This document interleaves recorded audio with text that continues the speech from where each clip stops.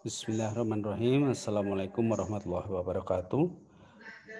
Kali ini kita akan bahas topik tentang budaya organisasi yang biasa kita jadikan kajian dalam kita mempelajari organizational development atau perilaku organisasi.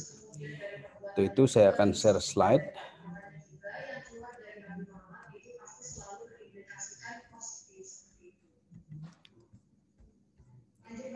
Baik, jadi budaya organisasi ini adalah satu topik ya kajian yang ini mulai terkenal, mulai diminati oleh para ahli organisasi sejak tahun 80-an ya. Dalam sejarahnya ini karena dipengaruhi oleh kemajuan ekonomi Jepang ya, dan Jepang itu adalah sebuah negara ya, sebuah sistem ekonomi yang sangat kental unsur budayanya. Nah, kemudian seorang ahli dari Amerika mempelajari perusahaan Matsushita dan dari sana lalu muncul konsep tentang budaya organisasi.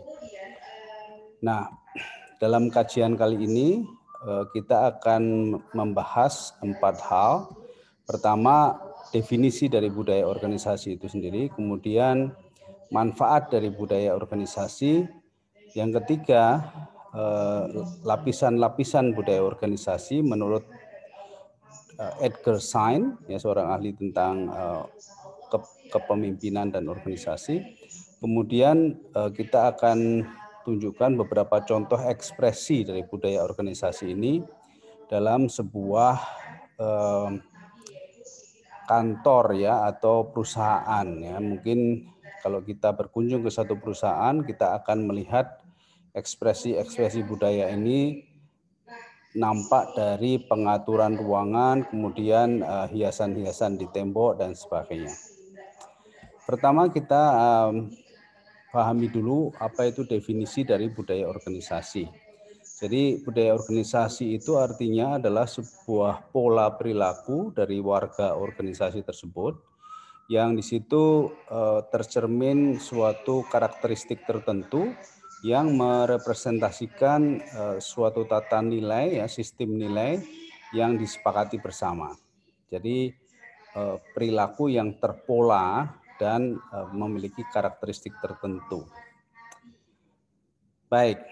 Nah, kemudian manfaat berikutnya, topik berikutnya adalah tentang manfaat dari budaya organisasi. Kenapa ini menjadi perhatian oleh para ahli dan banyak dijadikan program oleh perusahaan-perusahaan, karena dia punya manfaat yang cukup strategis ya. Yang pertama, dia memberikan istilahnya sense of identity ya. Jadi seorang pegawai, seorang karyawan itu akan merasakan identitasnya terkait dengan organisasinya. Jadi kelekatannya. Jadi saya ini adalah karyawan perusahaan ini, itu menjadi suatu kebanggaan ya. Nah, yang kedua, budaya organisasi ini juga meningkatkan komitmen dari warga organisasi untuk menjalankan misi organisasi ya, karena budaya ini juga terkait dengan misi, merupakan suatu representasi dari misi organisasi. Maka dengan adanya budaya ini seluruh warga organisasi tersebut, baik pimpinan maupun para pegawai, karyawan ya, itu akan memiliki komitmen yang lebih kuat terhadap misi dari organisasi tersebut. Nah, yang ketiga, dia memberikan suatu klarifikasi ya terhadap standar perilaku yang diharapkan oleh organisasi tersebut, sehingga budaya organisasi ini juga nantinya berwujud dalam bentuk code of conduct, jadi tata tertib perilaku ya, apa yang harus dilakukan dan apa yang tidak boleh dilakukan dalam suatu organisasi. Nah, budaya organisasi ini menurut Edgar Schein memiliki apa yang disebut sebagai lapisan-lapisan ya. Jadi budaya organisasi itu adalah suatu konstruk ya, suatu hal yang tercermin dalam 3 lapisan, mulai dari behavior, dari perilaku ya yang disebut artefak atau dari karya yang nampak artefak, kemudian dari pola pikir itu adalah sistem nilai yang tidak terlihat tapi bisa diekspresikan dalam bentuk jargon-jargon atau slogan-slogan, dan yang paling dalam itu adalah suatu asumsi dasar ya, suatu keyakinan, suatu belief system ya, tentang bagaimana seharusnya bekerja itu atau bagaimana seharusnya organisasi itu dijalankan. Jadi tiga lapisan ini sebetulnya adalah 3 in 1 ya. Jadi awalnya seorang pemimpin dari organisasi atau pendiri dari suatu organisasi itu punya keyakinan bahwa organisasi itu harus dijalankan dengan cara tertentu, lalu keyakinan itu diterjemahkan dalam sistem nilai ya. Nah, setelah para pegawai itu nanti memahami apa yang dimaksud dengan sistem nilai itu, maka dia akan berperilaku sesuai dengan sistem nilai tersebut dan muncullah artefak ya, muncullah karya-karya, penampilan-penampilan yang mencerminkan sistem nilai tersebut. Jadi misalnya ya, kita ambil contoh saja kalau yang di internasional misalnya Steve Jobs ya. Steve Jobs itu punya keyakinan bahwa kalau kita bicara tentang komputer, kalau kita mau bisnis tentang komputer, maka kita harus selalu berinovasi ya. Jadi keyakinan Steve Jobs ya dalam menjalankan suatu bisnis komputer itu adalah inovasi. Jadi bukan sekedar produksi atau marketing, tapi inovasi misalnya gitu ya. Nah kemudian inovasi itu harus dibarengi dengan suatu komitmen ya. Jadi inovasi itu ukurannya apa? Ukurannya adalah bahwa kita sendiri yang membuat sendiri harus merasa kagum dengan apa yang diciptakan sendiri. Jadi itu ada ungkapan bahwa yang kita lakukan adalah membuat diri kita sendiri kagum terhadap hasil kerja kita. Nah nanti kalau itu terjadi maka semua orang juga akan tertarik untuk mencoba hasil karya kita. Nah itu adalah belief system. Nah lalu diciptakan satu sistem nilai ya, yaitu adanya kecerdasan ya, pentingnya kecerdasan, pentingnya kreativitas, pentingnya berpikir berbeda, sehingga muncul slogan think different ya, berpikir beda, berani berpikir beda dari yang lain gitu. Nah lalu muncullah karya-karya atau produk-produk, yaitu artefaknya itu adalah produk-produknya itu berupa inovasi-inovasi atau sistem komputer atau produk family ya, suatu produk family dari teknologi komputer itu yang punya kekhasan tersendiri, dan Steve Jobs berani mengklaim bahwa karya-karya Apple itu 10 tahun lebih maju dari pesaing-pesaingnya. Nah ini yang menarik. Nah ini contoh bagaimana budaya organisasi itu mulai dari asumsi dasar, kemudian sistem nilai, kemudian artefaknya itu nyambung ya.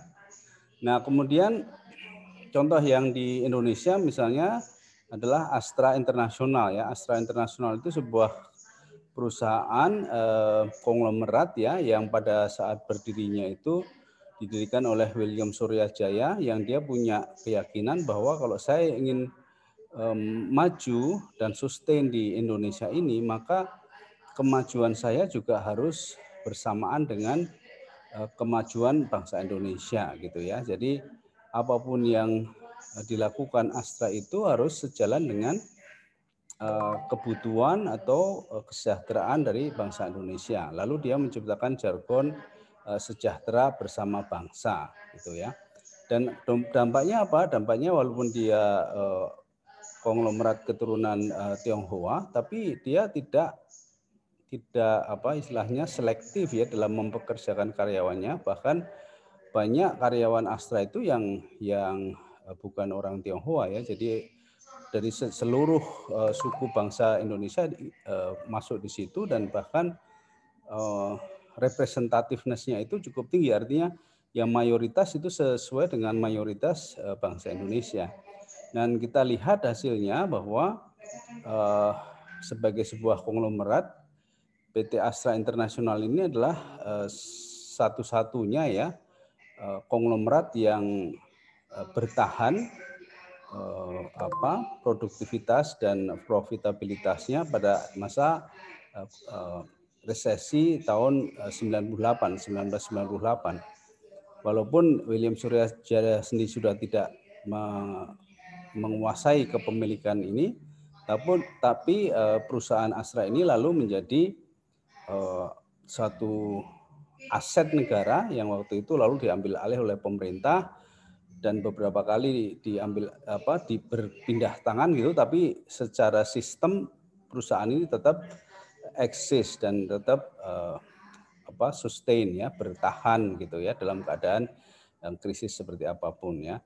Dan ini tercermin dari beberapa anak-anak perusahaannya, seperti misalnya Komatsu ya, itu juga memberikan contoh tentang bagaimana dia bertahan dalam krisis, kemudian Toyota juga ya, bagaimana dia bertahan dalam krisis dan sebagainya. Nah, ini adalah satu contoh bagaimana antara asumsi dasar, kemudian sistem nilai dan artefak atau hasil karya atau produk itu sejalan. Baik. Nah, lalu kalau kita mencermati suatu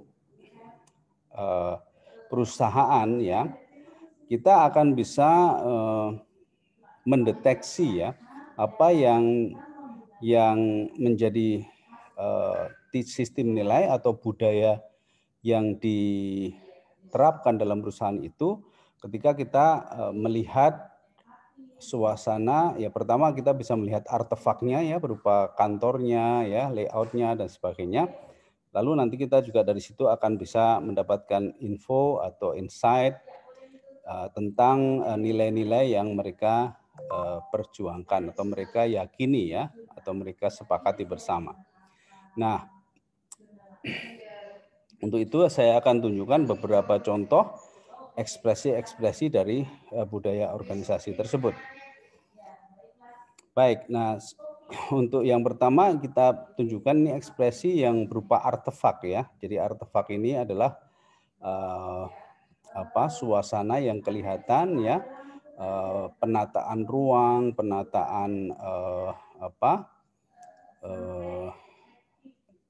istilahnya layout ya, layout dari ruang kantor, kemudian bagaimana dia, apa saja yang dia taruh di situ ya, dan sebagainya, itu mencerminkan hal-hal yang mereka anggap penting ya. Baik, contoh yang pertama ini. Nah, Anda bisa melihat ya di sini mungkin tidak lazim ya kalau kita tidak terbiasa masuk kantor yang seperti ini ya. Ini tidak seperti kantor-kantor biasa ya. Jadi di sini kita lihat bahwa kantor ini ada beberapa lantai, dan dari lantai yang satu ke lantai yang lainnya itu kalau mau turun itu tidak pakai tangga atau pakai lift ya, tapi pakai perosotan istilahnya ya, sliding ini. Nah, ini adalah gambaran dari yang pertama kali berinisiatif seperti ini adalah Google ya, tapi sekarang ada beberapa, saya lihat di Jogja juga ada hotel yang menerapkan seperti ini. Jadi playful ya, artinya dari sini saja kita sudah bisa melihat bahwa semangat yang disepakati bersama di sini adalah enjoyment atau playfulness ya. Jadi bahwa bekerja itu juga bermain, dan bekerja itu harus kita nikmati sebagai sebuah permainan yang mengasyikkan ya.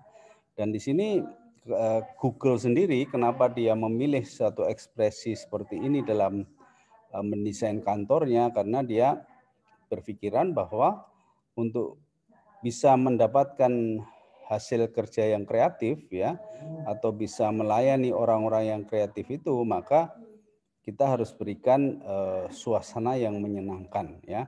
Jadi orang yang kreatif itu tidak bisa diatur dengan aturan yang kaku atau sesuatu batasan-batasan yang membuat mereka jadi harus menyesuaikan diri terus-menerus ya, tapi justru diberi kebebasan, silahkan menikmati pekerjaan dan dia akan diharapkan bisa lebih kreatif, karena kreativitas itu, ide-ide kreatif itu biasanya muncul kapan saja ya, mungkin bahkan di luar jam kantor dan sebagainya, sehingga dengan kantor seperti ini para pekerja di Google itu tidak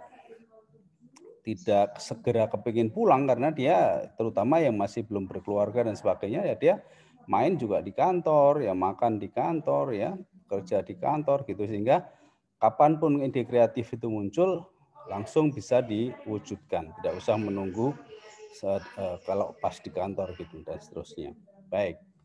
Nah, kemudian ini adalah contoh yang lain ya, bagaimana suasana kantor ini yang biasa kita lihat ya di kantor-kantor yang berorientasi administratif, ketertiban dan sebagainya, dan biasanya terkait dengan keuangan ya, perbankan dan sebagainya. Ini memang suasana kerjanya itu diciptakan sedemikian rupa, semuanya supaya rapi, jangan sampai ada yang tercecer ya, dihitung dengan cermat, jangan sampai ada kesalahan dalam penghitungan, sehingga nilai-nilai konvensional di sini jauh lebih menonjol ya daripada nilai misalnya kreativitas tadi.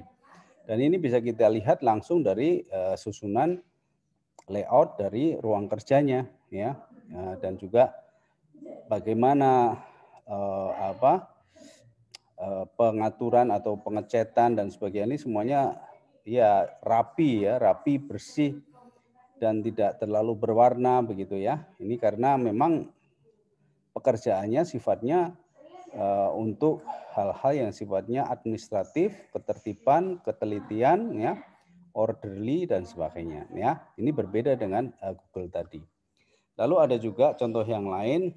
Ini ya, misalnya dia membuat ruang tamunya ini ceria ya, dengan warna yang cerah ya. Lalu ada bonekanya di depan ruang tunggunya dan sebagainya. Dan ini juga punya maksud ya, punya istilahnya itu latar belakang didasari oleh sistem nilai yang tentunya bisa dirasakan orang masuk sini terasa cerah ya, gembira, ceria, juga welcoming ya. Jadi ini mungkin ini kantor sebuah hotel atau apa yang membuat orang jadi merasa at home, atau sebuah tempat restoran dan sebagainya ya. Bisa jadi seperti itu. Jadi jasanya mungkin memang menggambarkan atau menyampaikan pesan bahwa ini adalah tempat yang menyenangkan gitu. Dan mungkin juga mungkin banyak mengundang anak-anak dan sebagainya ya, untuk bisa merasa akrab dengan ruangan dan tempat-tempat kantor di sini ya, karena anak-anak itu suka dengan warna-warni dan sebagainya. Baik, nah kemudian di samping artefak tadi yang mungkin tanpa kata-kata dan kita bisa merasakannya dari melihatnya, merasakannya ya, ada juga yang ekspresif, menyampaikan sistem nilainya ya, berupa kata-kata penting, kata-kata pesan-pesan utama, pesan-pesan pokok dalam ruang-ruang rapat mereka. Nah, ini ada beberapa contoh. Nah, misalnya ini ya. Jadi di ruang kantor atau mungkin di ruang pimpinannya atau di ruang kantor, biasanya ruang kantor yang ada seperti ini dia menyampaikan pentingnya teamwork ya, dan juga di sini ada dreamworks ya, artinya seperti yang kita sebut di awal tadi, bahwa salah satu fungsi dari budaya organisasi adalah meningkatkan komitmen terhadap misi ya. Misi itu kalau dalam bahasa bahasa apa istilahnya sehari-harinya sering disebut sebagai dream ya, dream work ya. Jadi untuk mencapai dream itu atau untuk mencapai misi ini maka kita harus melakukan teamwork. Jadi teamwork ini sebagai suatu sistem nilai yang memastikan atau yang akan menjamin bahwa mimpi kita bisa tercapai gitu ya. Jadi ini suatu ekspresi tentang nilai ya yang diwujudkan secara verbal dan dituliskan di tembok di kantor, biasanya di ruang meeting, sehingga ketika orang itu bekerja atau rapat atau berdiskusi itu selalu tertanam di dalam benaknya yang kita lakukan ini adalah teamwork demi tercapainya impian kita gitu.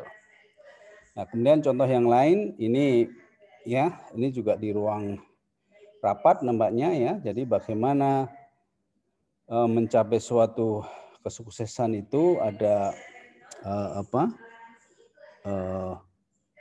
pengorbanan ya atau perjuangan, kemudian ada quality ya, menjadi the best gitu kan, dan kemudian efikasi ya, I can do it. Jadi ini adalah nilai-nilai yang harus nilai-nilai yang disepakati bersama dan disosialisasikan, dituliskan di tembok, dan setiap orang itu rapat dia harus ingat ya bahwa kita harus berjuang, kita harus menjadi yang terbaik dan harus yakin bahwa kita bisa. Jadi ini ada beberapa konsep psikologis di dalamnya yang diharapkan bisa membuat para pegawai itu termotivasi gitu. Nah, kemudian contoh yang lain misalnya ini dalam sebuah ruang rapat juga dibuat dekorasi yang berupa pesan tentang customer care ya, customer focus, customer orientation ya. Biasanya ini adalah perusahaan jasa ya yang berharap bahwa semua pegawai di situ harus memikirkan customer ya. Jadi jangan hanya sekedar menyelesaikan pekerjaan, tapi berpikirlah bagaimana customer itu mendapatkan pelayanan yang terbaik ya. Jadi kita diminta untuk berempati pada customer, memikirkan apa yang dibutuhkan customer, apa yang diharapkan customer, dan kalau bisa menyampaikan atau memberikan sesuatu yang lebih dari sekedar yang biasa-biasa aja. Jadi customer fokus kita adalah customer. Nah, tentu saja nanti ada konsekuensi juga kalau walaupun kita harus berkorban, walaupun kita harus kerja ekstra, tapi yang penting bagaimana kita memuaskan customer. Nah, ini adalah beberapa contoh tentang